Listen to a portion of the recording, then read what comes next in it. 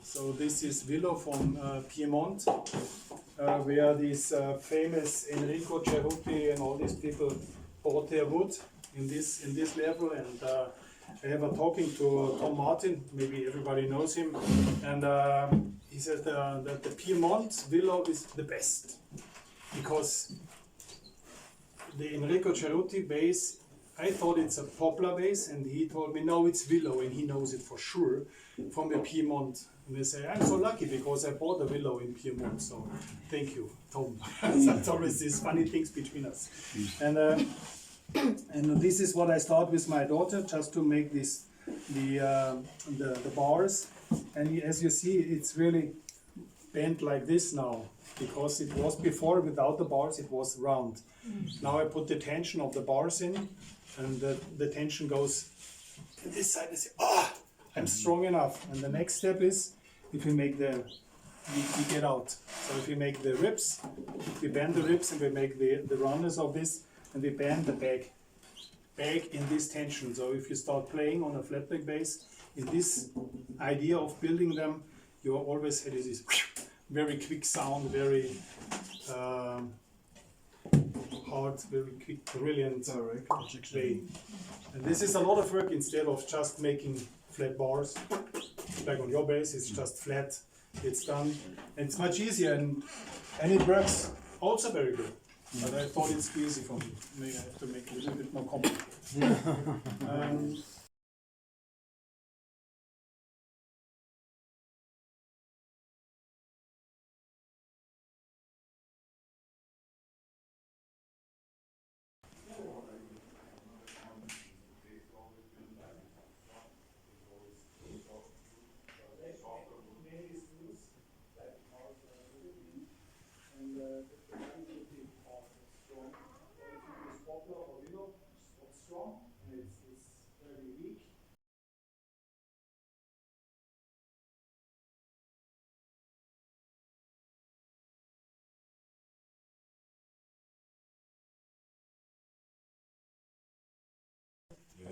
Of the idea was violin maker think it's good, and it's this is a tree I cut.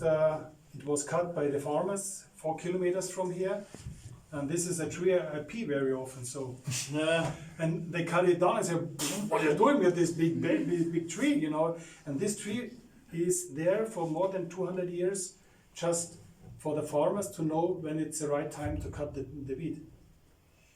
They have no hygrometers and something like this. They just saw the arms of the tree running up or down, that they know what's the weather next 3 days.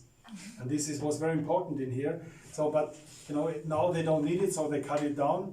And I saw the tree at the sawmill and said, what do you want to do? Well, it's just for firewood. I said, fuck you! So I bought it. I have to pay the transportation, the firewood, the idea, lot of beer and Saturday night party and all this stuff for the woodcutters. And but I thought it was my tree, you know. What are you doing? And then, because this is very wide, yes. but it's very hard winter years for this because we are the level is very high here, and it sounds very strong. I put it in tension, so I bend it back here and back here. It's not usual for bass makers, but I'm not a usual bass maker. So. And I want to show you. This is, for example, I'm sorry for the dirt and the mistake. Come back from VIP Festival yesterday. Oh yeah, and they're well known to make the. I have some marks on my face. Oh, you too? Yeah. They take a lot of care of place from other people. And you see, this is a poplar tree.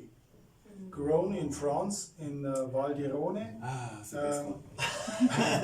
And you see all the mistakes in here, and but it's just natural. And I really try to take care for these big trees, to be respectful for these things. You just have to take care about how you cut it and how you build it, how you put the right tension in, and it sounds really good. And who is used to play the 5-string? You thought you were able to do it. It's a full size or it's 5/4? It's 5/4. 5/4. Yeah, it's 5/4. 5/4.